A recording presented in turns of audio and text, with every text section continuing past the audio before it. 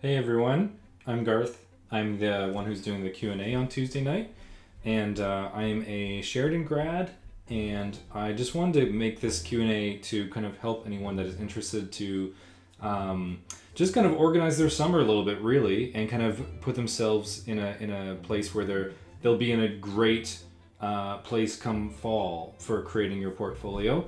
Um, Although there's also a lot of the actual shared portfolio that you can do in advance of having the next year's requirements. There's a lot of things that don't really change each year, as the Discord has largely been speaking about already.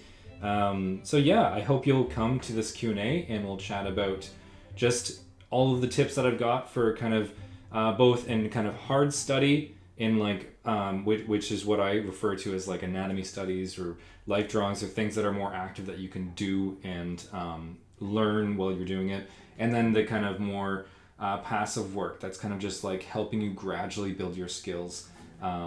So things like watching and analyze filmmaking and looking at how scenes are edited together, and so that you can start to understand how storyboarding works a little bit better. So there's a whole bunch of different things, and some are fun and some are difficult, but it's all worth doing, and you've got a great amount of time from now until the actual portfolio due date next. Usually it's late February.